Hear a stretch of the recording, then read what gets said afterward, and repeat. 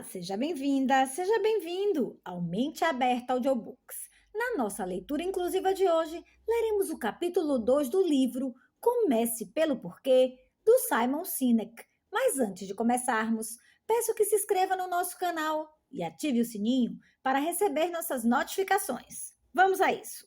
Capítulo 2: Recompensas e ameaças. Manipulação versus inspiração. Praticamente não existe no mercado um produto ou serviço que um consumidor não possa adquirir de um concorrente por mais ou menos o mesmo preço, mais ou menos a mesma qualidade, mais ou menos o mesmo nível de serviço e mais ou menos as mesmas características.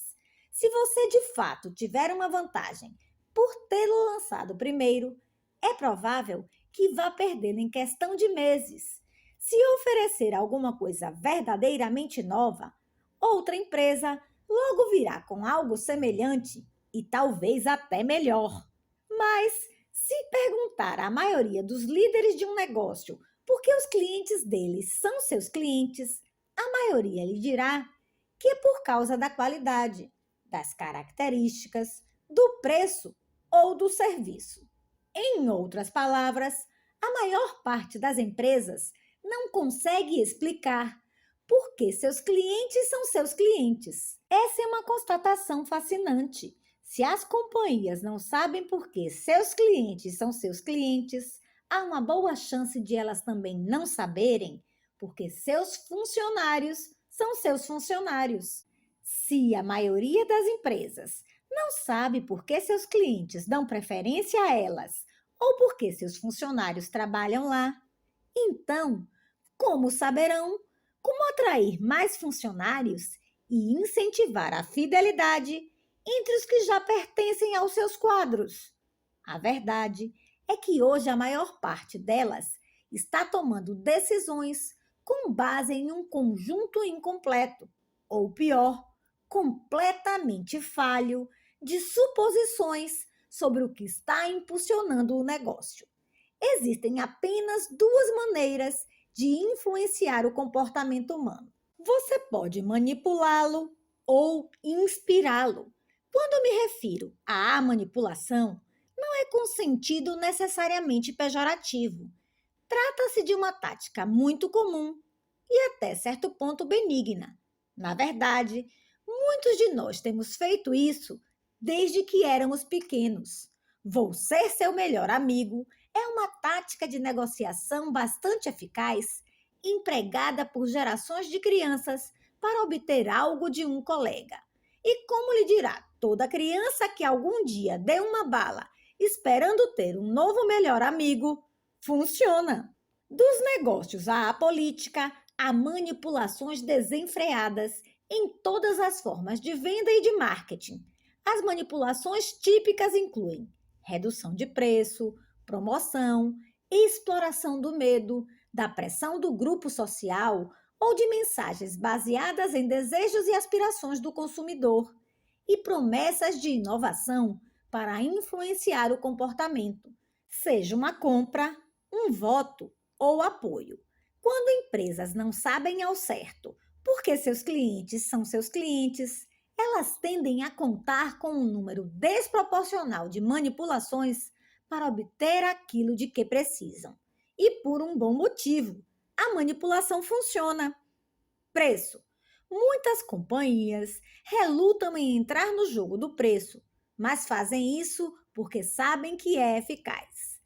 Tão eficaz que a tentação às vezes pode ser arrasadora. Há poucas prestadoras de serviços especializados que, quando deparam com a oportunidade de fazer um grande negócio, não baixam os preços para que ele seja fechado. Não importa como racionalizaram isso para si mesmos ou para seus clientes. O preço é uma manipulação altamente eficaz. Reduza seu preço o suficiente e as pessoas vão comprar de você. Vemos isso no fim de cada estação no varejo, quando são feitas queimas de estoque. Baixe o preço o suficiente e as prateleiras logo vão se esvaziar, dando lugar aos produtos da próxima estação. Entrar no jogo do preço, no entanto, pode representar um tremendo custo e criar um dilema significativo para a empresa. Para o vendedor, a venda motivada pelo preço é como heroína. O ganho no curto prazo é fantástico, mas quanto mais se faz isso, mais difícil fica se livrar do hábito. Uma vez que os compradores se acostumam a pagar um preço abaixo da média por um produto ou serviço, será muito difícil para eles pagarem mais. E os vendedores, diante de uma avassaladora pressão para empurrar os preços cada vez mais para baixo, a fim de se manterem competitivos, veem suas margens ficarem cada vez menores. Isso só aumenta a necessidade de vender mais para compensar. E a maneira mais rápida de fazer isso é, de novo, reduzindo o preço. E assim se instala o vício da espiral descendente de preço. No mundo das drogas, viciados são chamados de junkies. No mundo dos negócios, nós os chamamos de commodities. Seguros, computadores pessoais, serviços de telefonia móvel, uma enorme quantidade de bens de consumo não duráveis. A lista de commodities criada pelo jogo do preço aumenta cada vez mais. Em quase todas as circunstâncias, as companhias que são forçadas a tratar seus produtos como commodities causaram isso a si mesmas. Não posso alegar que reduzir o preço não seja uma forma legítima de conduzir o negócio. O desafio é continuar a ser lucrativo. O Walmart parece ser uma exceção à regra. Eles construíram um negócio extraordinariamente bem-sucedido entrando no jogo do preço, mas a um alto custo. A escala ajudou o Walmart a evitar a fraqueza inerente a uma estratégia baseada no preço, mas a obsessão da companhia pelo preço, acima de tudo o mais, a deixou marcada por escândalos e comprometeu sua reputação. E cada um dos escândalos nos quais a companhia se envolveu teve origem em tentativas de manter os custos reduzidos para que pudesse se permitir oferecer preços tão baixos. Preço baixo sempre custa alguma coisa. A questão é quanto você está disposto a pagar pelo dinheiro que ganha. Promoções. A General Motors tinha uma meta ousada: liderar a indústria automobilística americana em participação de mercado.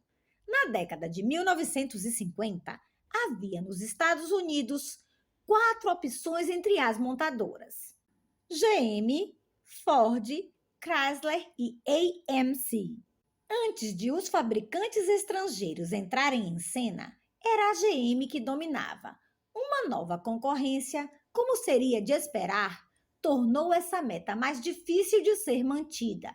Não preciso fornecer quaisquer dados para explicar quanta mudança houve na indústria automobilística em 50 anos. Mas a General Motors aguentou firme durante a maior parte do século passado e manteve seu prezado domínio. A partir de 1990, porém, a participação da Toyota no mercado dos Estados Unidos mais do que dobrou. Em 2007, a companhia japonesa tinha escalado de apenas 7,8% para 16,3%. Durante o mesmo período, a GM viu sua participação de mercado levar um tombo de 35% em 1990 para 23,8% em 2007. E no início de 2008, aconteceu o impensável.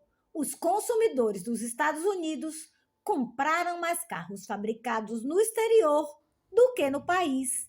Desde a década de 1990, diante desse ataque da concorrência japonesa, a GM e outros fabricantes americanos tiveram que se mexer e oferecer incentivos destinados a ajudá-los a sustentar sua participação cada vez menor. Com a publicidade anunciando promoções de peso, a GM, por exemplo, ofereceu incentivos de retorno entre $507 mil para clientes que comprassem seus carros e caminhões. Durante um bom tempo, o desempenho das promoções foi brilhante. As vendas da GM voltaram a subir. No entanto, no longo prazo, os incentivos só serviram para corroer drasticamente as margens de lucro da GM e conduzi-la a um buraco profundo. Em 2007, a empresa perdeu US$ 729 por veículo, em grande parte por causa dos incentivos. Constatando que o modelo era insustentável, a GM anunciou que ia reduzir o montante dos incentivos de retorno oferecidos, o que fez as vendas despencarem. Sem incentivo, sem clientes. A indústria automobilística havia efetivamente transformado os clientes em junkies do retorno em dinheiro, construindo uma expectativa de que não existe essa coisa de preço cheio. As promoções, sejam as de compre um e leve dois, ou as leve um brinde grátis, são manipulações tão comuns que às vezes esquecemos que estamos sendo manipulados. Na próxima vez que fizer uma compra de uma câmera, por exemplo, preste atenção em como você toma sua decisão. Você vai encontrar facilmente 2 ou 3 câmeras que satisfazem as especificações de que precisa. Tamanho, número de megapixels, mesma faixa de preço, boa marca, mas talvez uma delas ofereça uma promoção, um estojo ou um cartão de memória grátis. Levando em conta a relativa paridade das características e dos benefícios, esse pequeno item extra às vezes é tudo de que você precisa para fazer pender a balança para um lado.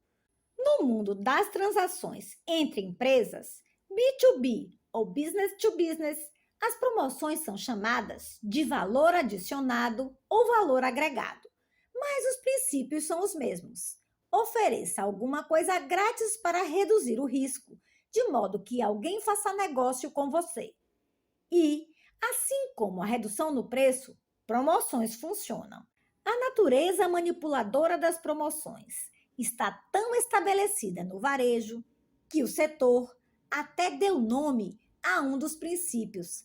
Chama-se breakage. O breakage mede o percentual de clientes que não aproveitam uma promoção e acabam pagando o preço cheio do produto. Isso costuma acontecer quando os compradores não se dão o trabalho de cumprir as etapas necessárias para solicitar seus benefícios em um processo idealizado para ser propositalmente complicado ou inconveniente, a fim de aumentar a probabilidade de erros ou de inação e manter o breakage em um número elevado. Para obter o benefício, é comum que o cliente precise enviar uma cópia do recibo, recortar um código de barras da embalagem e preencher um longo formulário com detalhes sobre o produto e como foi adquirido. Enviar um fragmento errado da embalagem ou emitir um detalhe na solicitação pode postergar o recebimento do benefício por semanas, meses ou até cancelá-lo. O setor que adota benefícios e vantagens também tem um nome para o número de clientes que simplesmente não se dá o trabalho de fazer requisição do benefício ou que nunca saca o cheque do benefício que recebe. Chama-se Sleep Page. Para os negócios, os ganhos de curto prazo dessas e de outras manipulações são claros. Um benefício ou vantagem é uma isca para o cliente pagar o preço cheio por um produto que podem ter considerado comprar só por causa da perspectiva de um ressarcimento parcial. Mas cerca de 40% desses clientes nunca conseguem o preço baixo que pensavam estar pagando. Chama-se isso de imposto dos desorganizados. Mas os varejistas contam com ele. Órgãos reguladores têm aumentado sua vigilância sobre a indústria dos programas de fidelidade, mas com sucesso limitado. O processo de recebimento dos benefícios continua sendo complicado e isso significa dinheiro para o vendedor. A manipulação em sua melhor forma. Mas a que custo? Medo. Se alguém fosse assaltar um banco com uma banana no bolso, seria acusado de roubo à mão armada. Claro que ninguém correria o risco de levar um tiro, mas o que a lei leva em conta é a crença das vítimas de que o assaltante tinha uma arma real. E por um bom motivo, sabendo muito bem que vai motivá-las a obedecer às suas ordens, o assaltante toma medidas para deixar as pessoas com medo. O medo, por motivo real ou só imaginado, é sem dúvida a manipulação mais poderosa. Ninguém nunca foi despedido por ter contratado a IBM, diz o velho adágio, descrevendo um comportamento completamente resultante de medo. Um funcionário em um departamento de compras, encarregado de localizar os melhores fornecedores para uma companhia, rejeita um produto superior a um preço mais baixo apenas porque é de uma companhia menor ou de uma marca menos conhecida. O medo, por motivo real ou só imaginado de que seu emprego estivesse em risco se algo desse errado, foi suficiente para levá-lo a ignorar a finalidade expressa de sua tarefa e fazer algo que não é do melhor interesse da companhia. Quando o medo é empregado, os fatos são incidentais.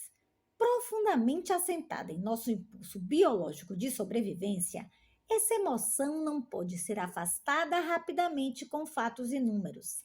É assim que funciona o terrorismo. Não é a probabilidade estatística de alguém ser atingido por uma ação terrorista, mas o medo de que isso possa acontecer que incapacita uma população. Poderoso manipulador, o medo muitas vezes é usado com motivações bem menos nefastas. Usamos o medo para criar nossos filhos, para motivar pessoas a obedecer a um código de ética. O medo é usado com regularidade em campanhas de utilidade pública, por exemplo, para promover o zelo pela segurança de crianças ou chamar a atenção para a AIDS ou para a necessidade do cinto de segurança. Quem assistia à televisão na década de 1980 recebeu uma pesada dose de publicidade antidrogas, inclusive um anúncio de utilidade pública muito copiado, feito por um programa federal americano de combate ao abuso das drogas entre adolescentes. Este é o seu cérebro, diz um homem enquanto segura um imaculado ovo branco. Ele então quebra o ovo em uma frigideira cheia de óleo quente. Este é o seu cérebro sob o efeito de drogas. Alguma pergunta? Outro anúncio, cuja intenção era apavorar qualquer adolescente mais atrevido, dizia: a cocaína não faz você ficar sexy, faz você ficar morto. Da mesma forma, quando políticos dizem que seu oponente vai aumentar impostos ou cortar despesas em segurança, e o noticiário vespertino transmite o alerta de que sua saúde ou sua segurança estarão em risco, a menos que você assista ao programa das 20 horas, ambos estão tentando semear medo entre eleitores e telespectadores, respectivamente. Empresas também utilizam o medo para dar uma sacudidela na insegurança que todos sentimos a fim de conseguirem vender seus produtos. A ideia é que se você não comprar o produto ou serviço, algo de ruim poderia lhe acontecer. A cada 36 segundos, alguém morre de infarto, diz o anúncio de um cardiologista. Você tem radônio? Seu vizinho tem. Lê-se em um anúncio na lateral de um caminhão de alguma companhia que vende um serviço de inspeção de poluição residencial. E é claro, a companhia de seguros gostaria de lhe vender um seguro de vida antes que seja tarde demais. Se alguém já lhe vendeu qualquer coisa com a advertência de que temia as consequências caso você não comprasse, saiba que ele está usando uma arma proverbial que reside em sua cabeça para ajudá-lo a ver o valor de escolher a ele e não a concorrência. Ou talvez seja só maluquice, mas funciona. Aspirações. Parar de fumar foi a coisa mais fácil que já fiz, disse Mark Twain. Já fiz isso centenas de vezes. Se o medo nos motiva a nos afastar de algo terrível, mensagens que evocam aspirações criam uma tentação por algo desejável. Marqueteiros costumam falar sobre a importância de ter aspirações, oferecendo às pessoas algo que desejam alcançar e a possibilidade de chegarem lá mais facilmente usando determinado produto ou serviço. 6 passos para uma vida mais feliz. Faça esta série de exercícios para ter o corpo com que sempre sonhou. Em apenas 6 semanas, você pode ficar rico. Todas essas mensagens manipulam. Elas provocam em nós uma tentação por coisas que queremos ter ou pela possibilidade de nos tornarmos a pessoa que gostaríamos de ser. Embora positivas em sua natureza, as mensagens dirigidas às aspirações são mais eficazes com pessoas com pouca disciplina ou que sentem medo e insegurança quanto à própria capacidade para realizar seus sonhos sozinhos. E essas pessoas são, em diversos momentos e por razões diversas, todo mundo. Eu sempre brinco que é possível fazer alguém pagar a mensalidade de uma academia de ginástica usando uma mensagem desse tipo, mas fazê-lo ir até lá 3 vezes por semana exige um bocado de inspiração. Quem leva uma vida saudável e tem o hábito de se exercitar não responde a 6 passos fáceis para perder peso. Os que não têm esse estilo de vida que são os mais suscetíveis. Não é novidade o fato de muita gente fazer uma dieta atrás da outra na tentativa de ter o corpo dos sonhos. E não importa qual regime escolham, todos vêm com a ressalva de que exercícios e dieta balanceada ajudarão a melhorar os resultados. Em outras palavras, disciplina. Matrículas em academias de ginástica costumam aumentar cerca de 12% todo mês de janeiro, quando as pessoas tentam realizar a promessa de ano novo de levar uma vida mais saudável. Mas apenas uma fração desses aspirantes a uma vida fitness ainda estará frequentando a academia no fim do ano. As mensagens dirigidas às aspirações podem incitar um comportamento, mas na maioria das vezes ele não dura. Essas mensagens não são eficazes apenas no mercado de consumo. Também funcionam muito bem nas transações entre empresas. Dirigentes de companhias, grandes e pequenas, querem todos se sair bem e, assim, tomam decisões, contratam consultores e implementam sistemas que os ajudem a alcançar o resultado desejado. Entretanto, com muita frequência, não são os sistemas que falham, mas a competência para mantê-los. Posso falar por experiência própria.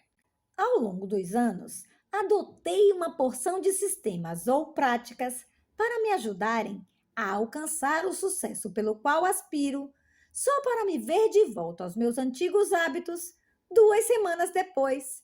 Eu aspiro por um sistema que me ajude a evitar a implementação de sistemas que visem a alcançar minhas aspirações, mas provavelmente não seria capaz de segui-lo durante muito tempo. Essa resposta de curto prazo a desejos de longo prazo também está viva e passa bem no mundo corporativo.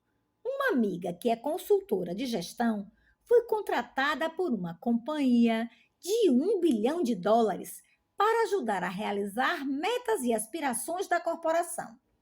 O problema era, ela explicou, que os gestores, não importava qual fosse a questão, estavam sempre inclinados a escolher a opção mais rápida e mais barata, não a melhor solução de longo prazo.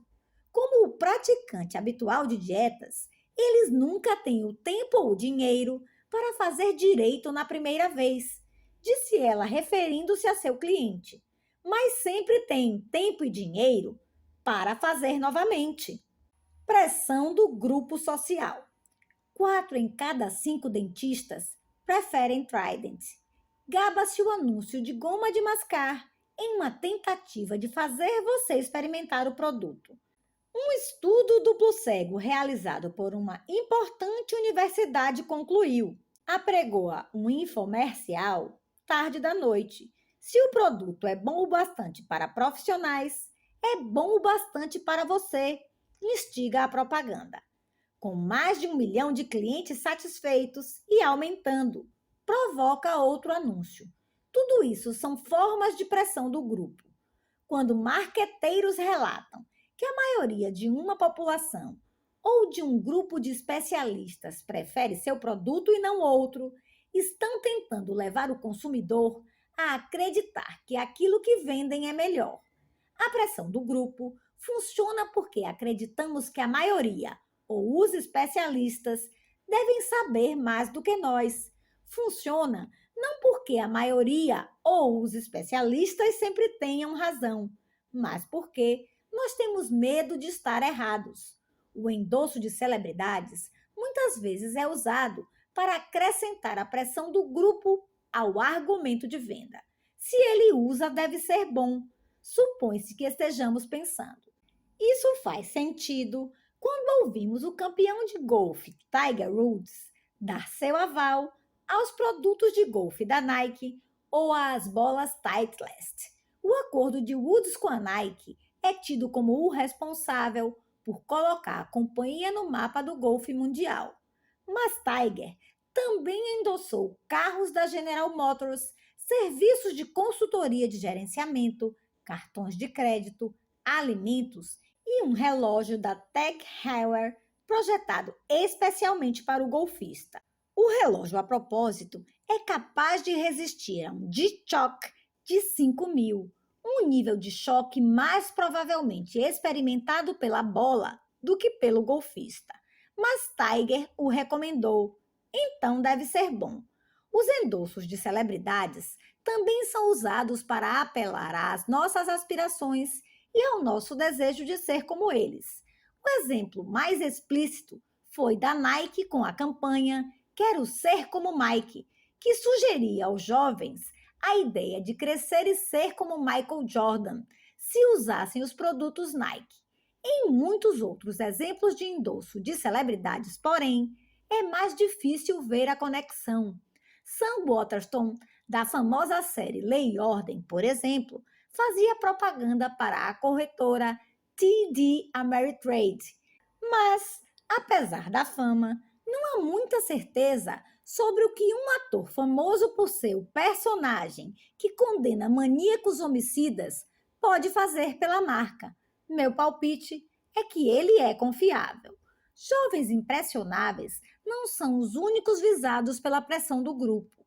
A maioria de nós provavelmente passou pela experiência de ser pressionado por um vendedor. Você nunca teve um representante de vendas tentando vender a você alguma solução para o escritório, afirmando que 70% da concorrência usa os serviços deles e depois questionando por que você não usa? Mas e se 70% de seus concorrentes forem idiotas? Ou, e se deram aos 70% tanto valor agregado ou ofereceram um preço tão baixo que eles não conseguiram resistir à oportunidade? Essa prática foi criada para fazer uma única coisa: pressionar você a comprar. Fazer você sentir que talvez estivesse deixando passar alguma coisa ou que todos sabem mais do que você. Melhor ficar com a maioria, certo? Citando minha mãe, se seus amigos pularem da ponte, você pularia também? Infelizmente, se Michael Jordan ou Tiger Woods forem pagos para fazer isso, poderiam dar início a uma tendência. Novidade, também conhecida como inovação. Em uma grande inovação de design e engenharia, a Motorola criou um telefone da maior qualidade. Lê-se em um comunicado à imprensa em 2004 que anunciava o lançamento do mais novo modelo dessa fabricante de celulares no mercado ultra competitivo da telefonia móvel. A combinação de metais, como o alumínio usado em aviões, com novos avanços, como antena interna e um teclado gravado quimicamente, levaram à formação de um dispositivo com apenas 13,9 milímetros de espessura. E funcionou. Milhões de pessoas correram para comprar. Celebridades exibiam seus razors no tapete vermelho. Até um ou dois primeiros ministros eram vistos falando em um deles. Tendo vendido mais de 50 milhões de unidades, poucos poderiam alegar que o Razr não foi um enorme sucesso. Ultrapassando as expectativas atuais quanto à telefonia móvel, o Razr representa a história da Motorola de apresentar inovações revolucionárias. Diz o ex-CEO da Motorola, Ed Zender, sobre seu novo produto Maravilha, estabelecendo um novo paradigma para futuros produtos a serem lançados pelo setor de equipamentos wireless. Esse produto foi um enorme sucesso financeiro para a Motorola.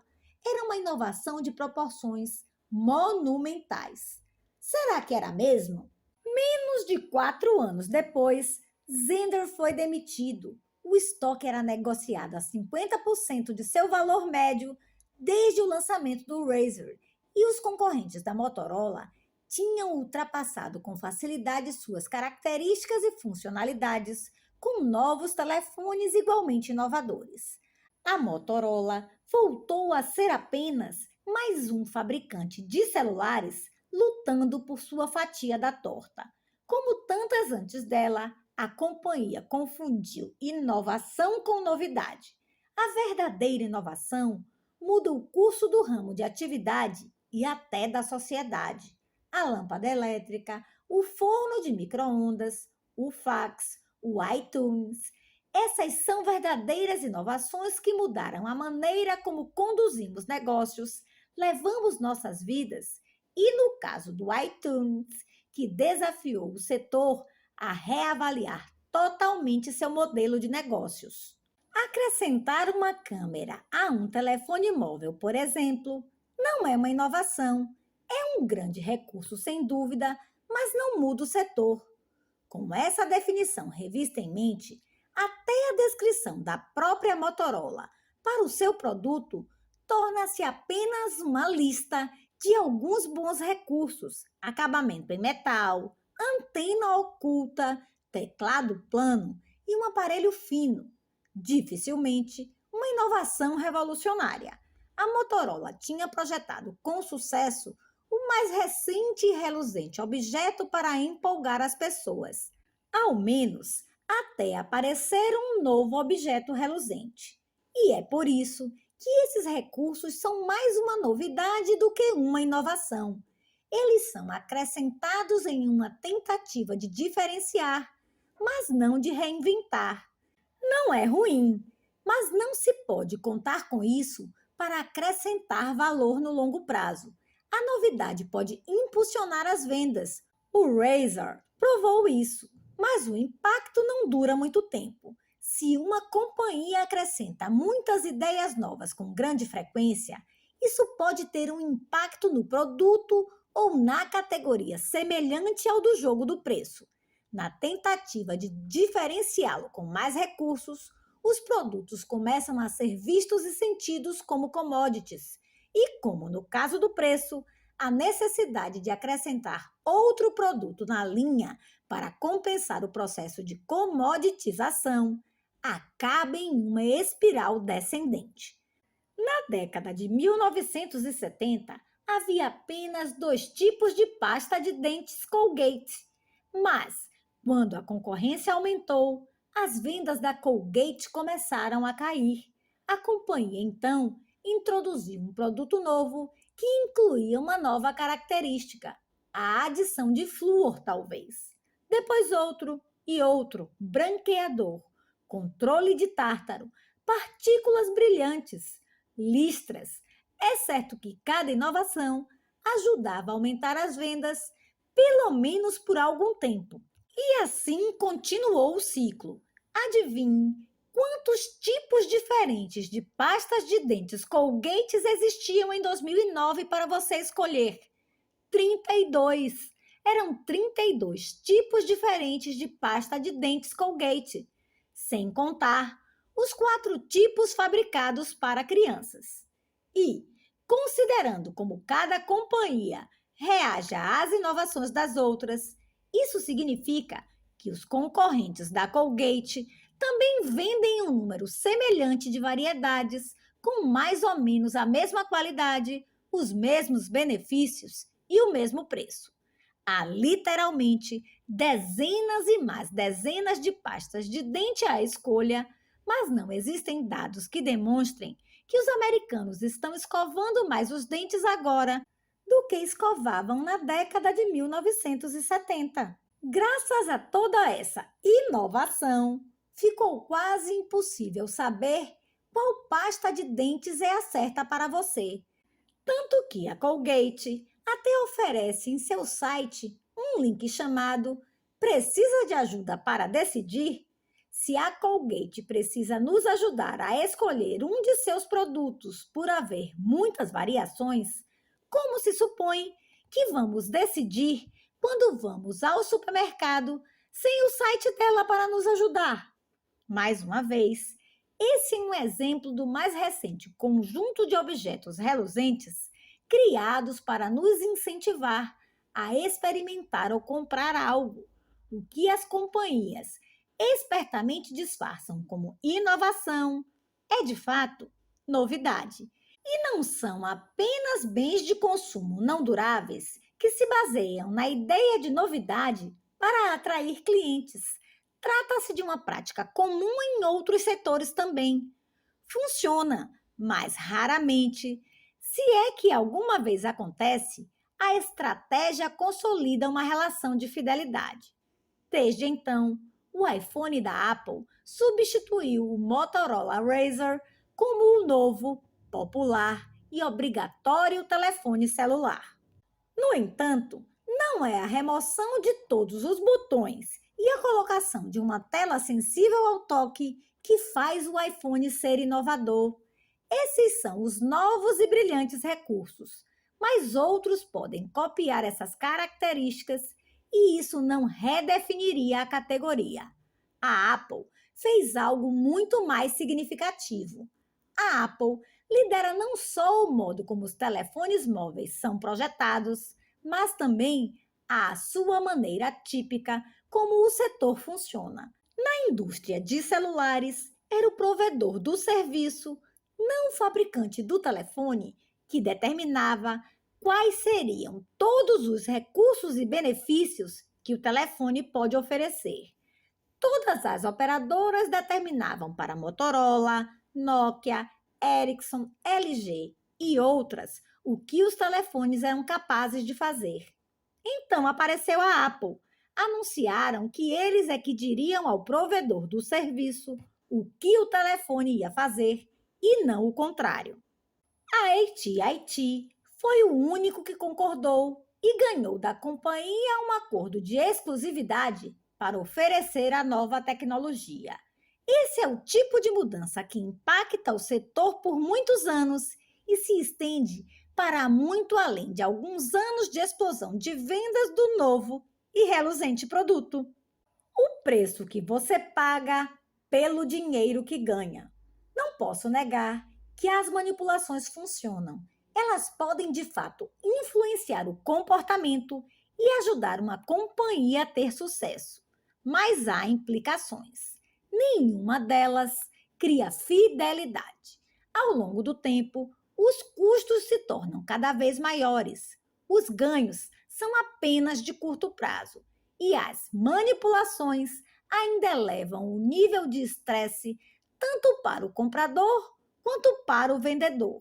Se você tem muitos recursos financeiros ou está buscando apenas um ganho de curto prazo, sem considerar o longo prazo, então essas estratégias e táticas são perfeitas.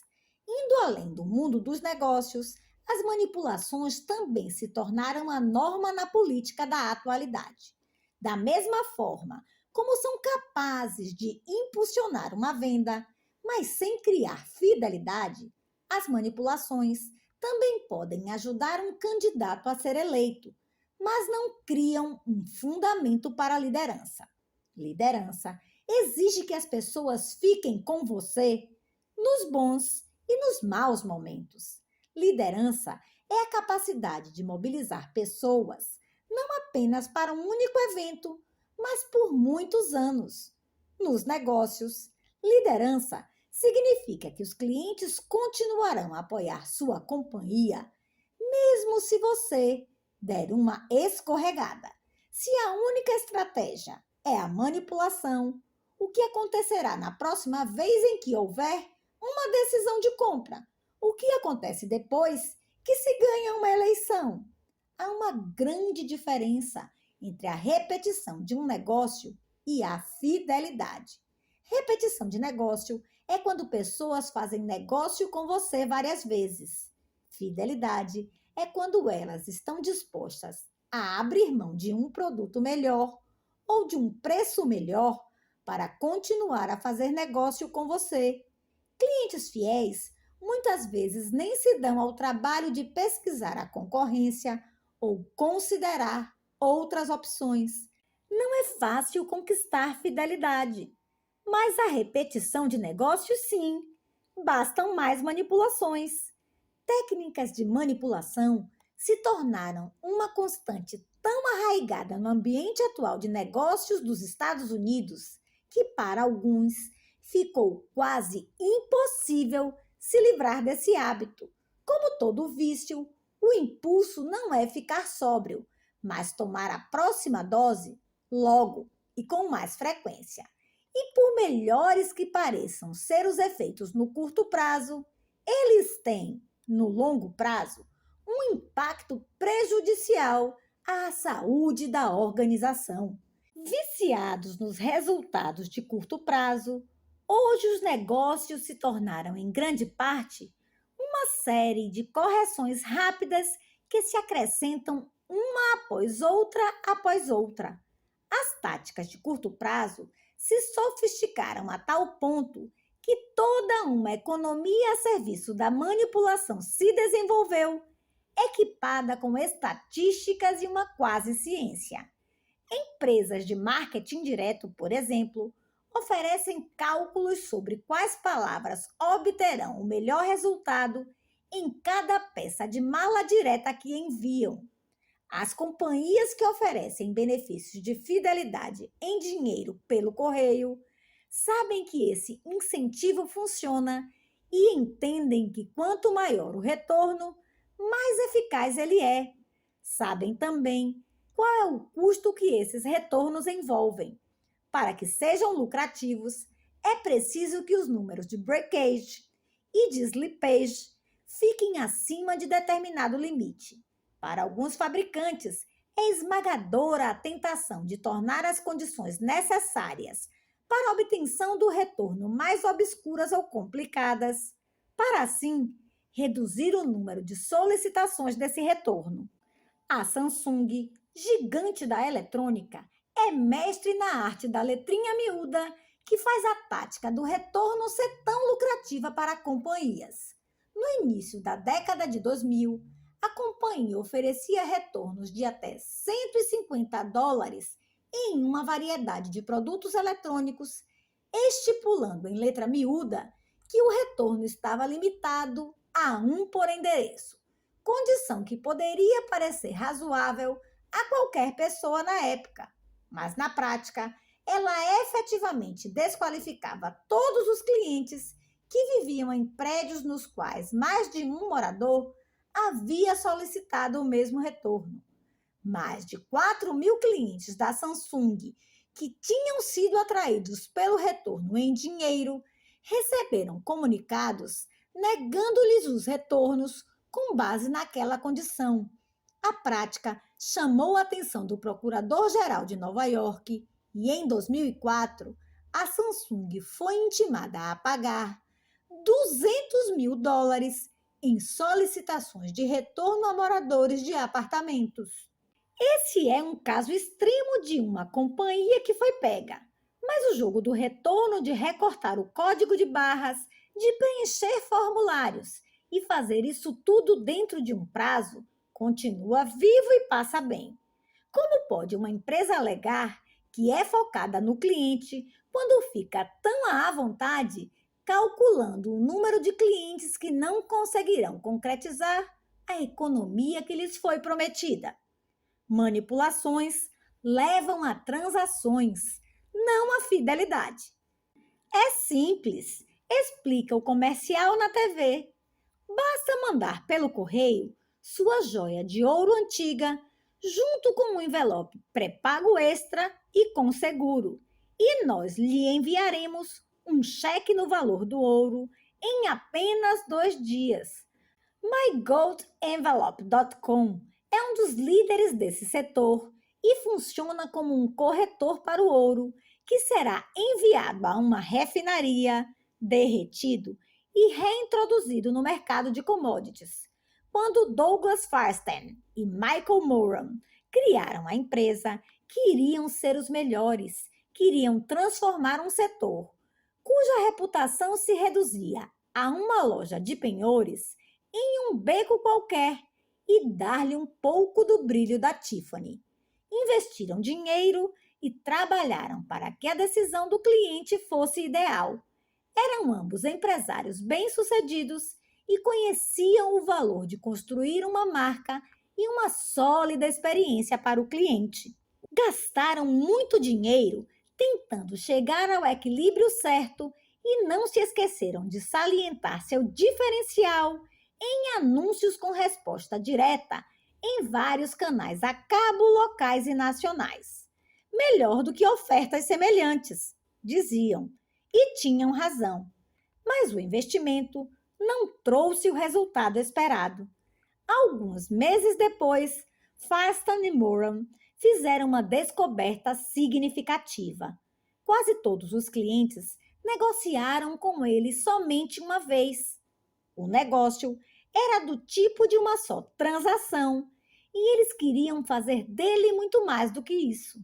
Assim, pararam de tentar ser melhor do que ofertas semelhantes e se contentaram em ser bons, dado que a maioria das pessoas não se tornaria clientes de repetição. Não haveria comparações diretas com outros serviços. Tudo o que precisavam era impulsionar uma decisão de adquirir o serviço e oferecer uma experiência satisfatória o bastante para que as pessoas os recomendassem a amigos. Nada mais. Quando os donos do MyGoldEnvelope.com se deram conta de que não precisavam investir em ações que fidelizam, se tudo o que queriam era dar impulso a uma transação, seu negócio tornou-se muito mais eficiente e lucrativo. Para transações que acontecem em média uma vez, as recompensas são o melhor caminho para provocar o comportamento desejado. Quando a polícia oferece uma recompensa, não está buscando fomentar um relacionamento com a testemunha ou o informante. Trata-se de uma única transação. Quando você perde seu gatinho e oferece uma recompensa para tê-lo de volta, não precisa estabelecer um relacionamento duradouro com quem o encontrar. Você quer apenas seu gato de volta. Manipulações são uma estratégia perfeitamente válida para impulsionar uma transação ou qualquer comportamento que seja requisitado só uma vez ou em raras ocasiões. As recompensas usadas pela polícia destinam-se a incentivar testemunhas a se apresentarem para fornecer dicas ou evidências que possam levar a uma prisão. E como toda promoção, a manipulação vai funcionar se o incentivo parecer bom bastante para compensar o risco. No entanto, em qualquer circunstância na qual uma pessoa ou uma empresa queira mais do que uma única transação, se houver esperança de relacionamento fiel e duradouro, manipulações não ajudam. Um político só quer seu voto, por exemplo, ou quer de você apoio e fidelidade por toda a vida? A julgar pelo modo como se realizam eleições hoje em dia, parece que tudo o que querem é vencer. Anúncios que desacreditam oponentes, foco em questões isoladas e uma desconfortável confiança no medo ou em desejos e aspirações indicam isso. Essas táticas ganham eleições, mas não semeiam fidelidade nos eleitores. A indústria automobilística americana aprendeu pelo caminho mais difícil como é alto o custo de se basear em manipulações para construir um negócio, quando o que precisavam fomentar de fato era a fidelidade. Embora as manipulações possam ser uma estratégia viável quando os tempos são bons e o dinheiro sobra, qualquer mudança nas condições do mercado as tornam dispendiosas demais. Quando ocorreu a crise do petróleo em 2008, as promoções e os incentivos da indústria do automóvel se tornaram insustentáveis. O mesmo havia acontecido na década de 1970. Nesse caso, o período no qual as manipulações poderiam produzir ganhos de curto prazo foi definido pelo tempo que a economia conseguiria sustentar a estratégia. A suposição de prosperidade sem fim é uma plataforma fundamentalmente frágil para a construção de um negócio. Embora os clientes fiéis sejam menos tentados por outras ofertas e incentivos, em tempos bons, o fluxo livre dos negócios torna mais difícil reconhecer seu valor. É em épocas difíceis que os clientes fiéis têm mais importância. Manipulações funcionam, mas custam caro, muito caro. Quando não há dinheiro disponível para financiar essas táticas, não contar com seguidores fiéis realmente é sofrido.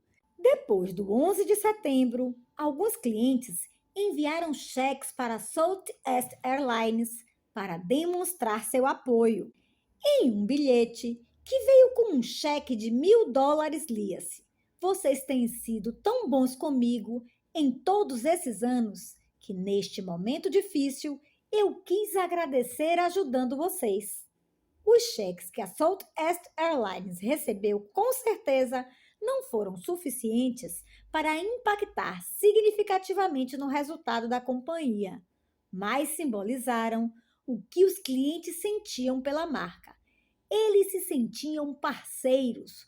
O comportamento de lealdade por parte de quem não enviou dinheiro é quase impossível de medir, mas seu impacto foi inestimável no longo prazo e ajudou a Southwest a manter sua posição como a linha aérea mais lucrativa na história. Saber que tem clientes e uma base de funcionários fiéis não apenas reduz custos, como também proporciona paz de espírito. Como amigos leais, você sabe que seus clientes e funcionários estarão lá por você quando mais precisar deles.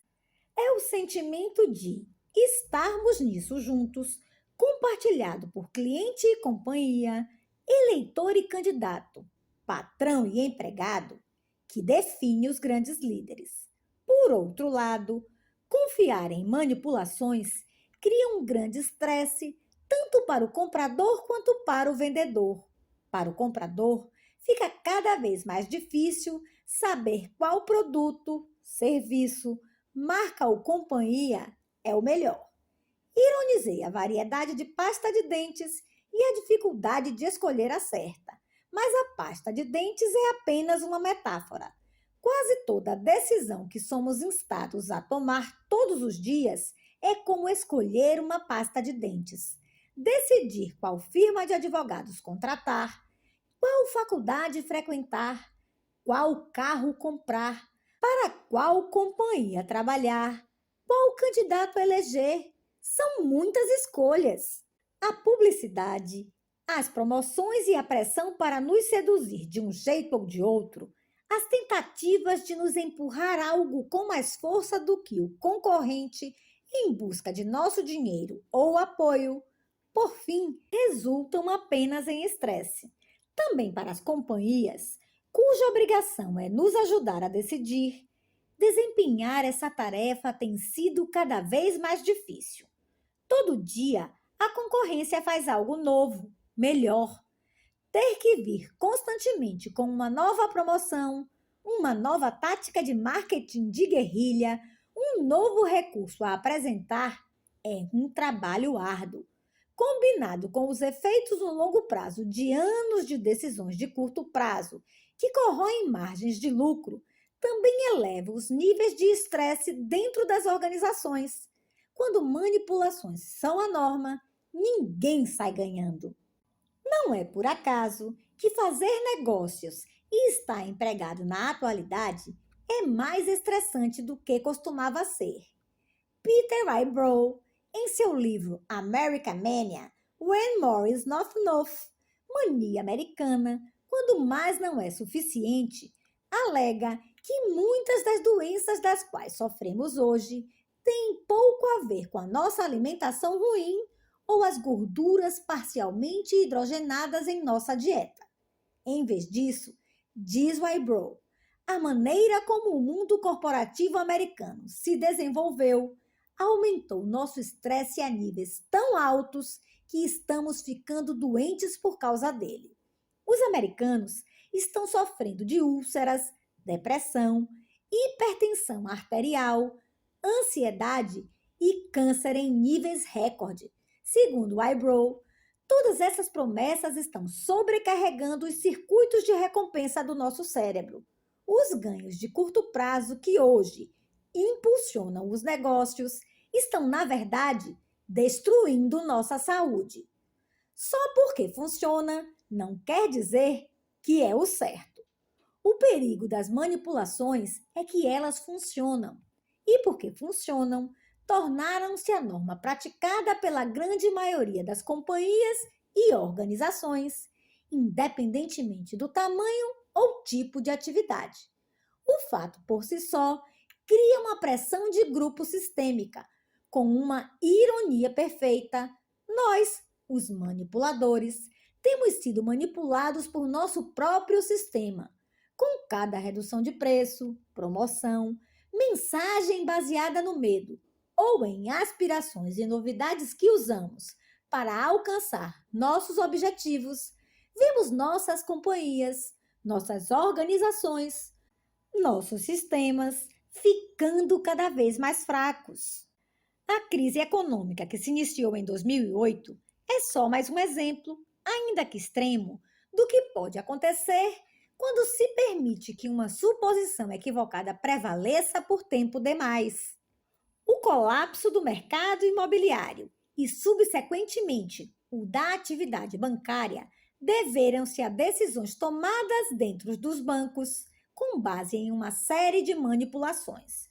Funcionários foram manipulados com bônus que estimularam uma visão míope na tomada de decisões. O descrédito público de quem se pronunciasse de forma contrária desencorajou uma dissidência responsável.